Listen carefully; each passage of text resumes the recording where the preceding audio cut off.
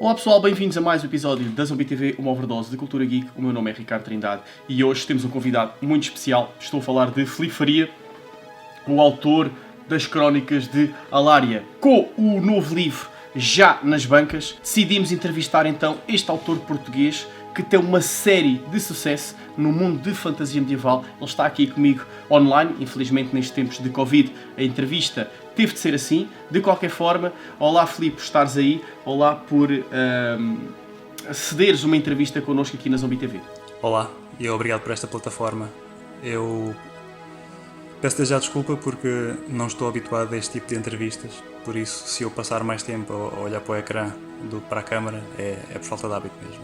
Não te preocupes, Filipe, é na boa. Eu estou aqui a falar contigo aqui com a webcam e às vezes tenho a tendência também de olhar para a tua cara, para o ecrã, portanto não te preocupes, eu que já tenho experiência, se me engano, então imagina tu. Vamos então começar pela apresentação. Eu já fiz uma pequena apresentação, mas vou deixar que sejas tu a fazer a tua apresentação, quem és e o que fazes. Bem, como disseste, o meu nome é Filipe Faria, sou autor das Crónicas de Alária, entre outros livros. Sou também tradutor e, de um modo geral, um tipo cheio de ideias. Gosta de contar histórias. Foi algo que cultivei desde muito cedo. É um hábito que eu já levo desde os meus tempos de infância.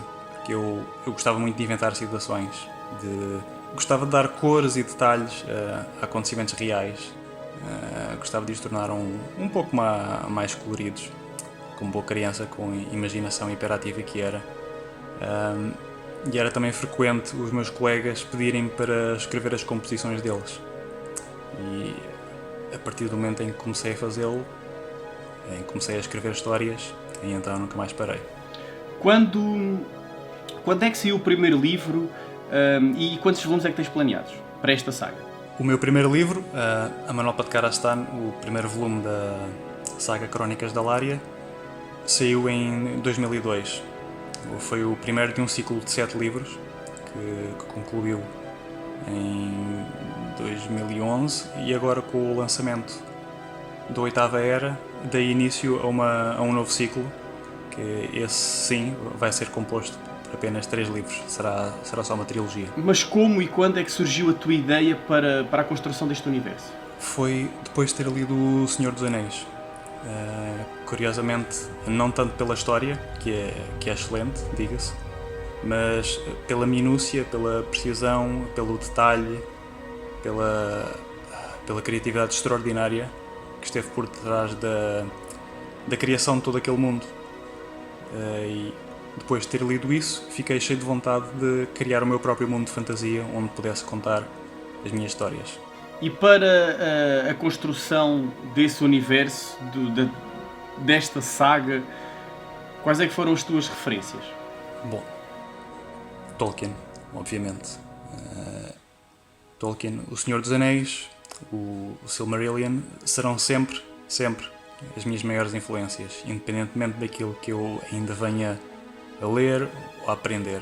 Outra referência extremamente importante é todo o universo da Dungeons and Dragons, seja o jogo de tabuleiro, os livros escritos com base nos mundos criados nesse sistema e mesmo os jogos de computador e de consola baseados nesse universo. Foi uma grande influência desde sempre. E antes de eu ter começado a escrever, foi também uma plataforma, uma tela em branco onde eu podia dar largas à minha criatividade. De resto, não tenho propriamente referências, tenho só livros que gostei mais ou menos de ler. Para ti, o que é mais importante? O arco das personagens ou a construção do universo? Uma mão lava sempre a outra, e o ideal é, trabalhar os dois. Mas a verdade é que uma história com personagens cativantes, verdadeiramente cativantes, vende mais e mais facilmente do que um livro com um universo bem construído. Isto porque, vamos lá ver, sem querer começar a divagar demasiado, a leitura, aliás, é um ato de voyeurismo. por isso é natural que as pessoas estejam mais interessadas em personagens, nas suas interações, nas vidas delas e nas suas interações umas com as outras, do que propriamente no mundo que as rodeia. Pegando agora noutra forma de arte, é por essa razão que existem inúmeras peças de teatro com uma só personagem em palco, mas, tanto quanto sei, não existe nenhuma que seja apenas uma peça só com o palco e com o cenário. Relativamente aqui à arte dos livros, quem é que escolheu as capas dos teus livros, a arte? De início fui eu quem escolheu as capas. Aliás, eu é que escolhi o artista delas, o Samuel Santos, cuja arte marcou o imaginário de toda uma geração de leitores acerca de, enfim, a imagem das crónicas. Mas com o passar dos anos, a maior parte das editoras começaram a abandonar a prática de encomendar ilustrações para as capas. E o que agora se vê mais é este modelo das capas com imagens, bancos de imagens, Photoshop, e, enfim, trabalho do próprio departamento gráfico de cada editora. Ainda pedem a minha aprovação antes de ter feita qualquer capa. E ainda sou eu quem recomenda aquilo que a capa deve transmitir, ou qual é o elemento principal que deve estar ilustrado, mas o processo agora passa bem menos por mim. O teu livro é editado pela editora Presença. Como é que tu conseguiste o apoio de uma das maiores editoras em Portugal? Na verdade, foi ela que veio ter comigo, porque a Manuel Patcar-Astano venceu o prémio Branquinho da Fonseca em 2001 e aliás, já agora só para recapitular, eu só concorri a esse prémio porque os meus pais me chatearam. Não vou dizer que me forçaram, mas foram eles quem me incentivou a concorrer com aquilo que eu tinha escrito, porque inicialmente quando eu comecei a escrever, a minha ideia não era escrever um livro, muito menos publicá-lo. Era algo que eu fazia apenas para mim, porque me dava gosto de criar e contar histórias, ou vá lá, contar aquela história que eu gostaria de ler, porque na altura não havia assim tantos livros de fantasia quanto isso, muito menos traduzidos para português. Mas quando concorri depois, tive a felicidade de vencer e aí pronto, claro, obviamente a partir do momento em que venci o concurso tudo mudou. E parte do prémio do concurso era o privilégio de ser eu a receber propostas das editoras que queriam publicar o livro. Portanto, o processo foi inverso nesse caso. A editora tem muito controle criativo ou tu tens liberdade? Controle criativo? Nenhum. A partir do momento em que aceitam um manuscrito para publicação, é a liberdade total para o autor. Não metem sequer a colher, salvo seja. Podem fazer uma ou outra recomendação, mas sobretudo durante o processo de revisão, em que já é apenas um processo trata-se mais de questões gramaticais e sintáticas, ou seja, em relação à história, aos arcos de personagens, à criação do universo, é muito, muito raro haver sequer uma sugestão, quanto mais uma recomendação mais forte para alterar a história de alguma forma. Não acontece muito, tanto quanto eu sei pelo menos, e no meu caso decididamente nunca aconteceu. Por isso a liberdade criativa, a partir do momento em que a história é aceita, em que se aceita a ideia, aí é exclusiva do autor. Tu também foste o argumentista de uma obra chamada Dragomante, uma banda desenhada editada em Portugal pela Giflow Studio Portugal. Mas o processo foi inverso.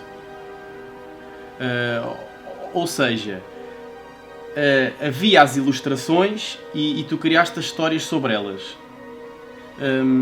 Tu podes explicar como é que foi esse processo inverso?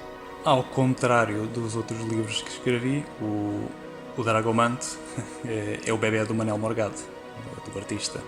Eu limitei-me a adotá-lo, porque a ideia original e os personagens da história são dele. O que o Manel fez foi, ele limitou-se a desafiar-me a contar uma história com o material que ele já tinha ilustrado. É pois, é um processo que realmente pode soar absurdo quando descrito assim, mas eu e ele já antes o tínhamos feito no livro Talismã, porque, como explicar? Isto tem muito que ver com o facto do Manel ser uma pessoa extremamente visual. Ele é movido por uma necessidade de dar forma, de desenhar as suas impressões e ideias, por muito vagas que elas sejam. Ele vê um filme, ou joga um jogo, ou na volta até ouve uma música e isso inspira-o para desenhar algo. Depois faz uma sequência e depois cria toda a envolvência de uma história e, enfim, basicamente acontecem coisas. Acontecem as coisas que ele quer desenhar. E depois é aí que eu entro e que tento ligar tudo aquilo de uma forma coesa, com um fio narrativo e dar-lhe o argumento. Para mim, apesar de tudo, é extremamente estimulante trabalhar com este tipo de limitações. Vamos ver, a liberdade criativa é muito importante para mim. Por alguma razão escolhi o género da fantasia para escrever, porque enfim, o que ele tem de porreiro é o facto de não haver limites. Podemos escrever aquilo que quisermos, aquilo que bem entendermos, sem quaisquer restrições. Mas quando alguém nos delimita uma área e nos diz que só podemos brincar com um X número de brinquedos, aí sim temos mesmo de puxar pela criatividade, e isso, à sua maneira, é muito estimulante. E que projetos futuros é que tens? Podes revelar alguma coisa? Projetos futuros? Bom, eu tenho sempre alguma coisa na calha. Contar histórias, planeá-las, detalhá-las, fazer a pesquisa para elas é a minha grande paixão. É sinceramente aquilo que mais me preenche e estimula. Eu, para já, neste momento, tenho 2 livros a escrever para concluir este novo ciclo das crónicas. E nas crónicas da Lária, se fizermos as contas, eu no total já terei passado uns bons 15 anos da minha vida, e pela altura que concluir o 3º volume, não sei bem dizer quanto tempo levará. Eu, para este volume que agora lancei, a 8ª Era, levei menos de um ano, por exemplo. Mas é sempre muito imprevisível. Portanto, no final das contas, quando tiver concluído este novo ciclo, se calhar já terei passado 20 anos da minha vida em Alária, este mundo que criei. Neste momento tenho 38, na altura, enfim, será quase metade da minha vida. Mas sim, é o meu mundo, é o meu bebê, é a minha principal criação, e é muito bom estar de volta. Estou muito ansioso por poder contar o resto da história e partilhá-la com os leitores. Depois disso, tenho ainda a saga Dragomante a concluir, também será uma trilogia. Se bem que essa já passa um pouco menos por mim, porque o argumento, salvo seja, é fácil, demora menos tempo. Desde que eu tenha as ideias bem definidas, demora menos tempo a fazer. A parte da arte, a ilustração, aí essa sim leva mais tempo. Depois ainda tenho um livro pendente, tenho que concluir uma outra série que iniciei, Felizes Viveram Uma Vez. E ainda tenho várias outras ideias, cada uma a chamar a atenção para si individualmente. Será uma questão de escolher no final, mas enquanto autor, desde que tenha algo por onde escolher, desde que eu tenha algo para escolher e escrever, já fico satisfeito. Filipe, obrigado por esta pequena conversa, obrigado pela entrevista. Queres indicar às pessoas lá em casa que nos estão a ver como é que te podem seguir, como é que podem acompanhar o teu trabalho? Quem me quiser seguir e ao meu trabalho podem ler os meus devaneios, podem aprender palavras novas e estranhas e acompanhar o meu processo de escrita em filipe-faria.com.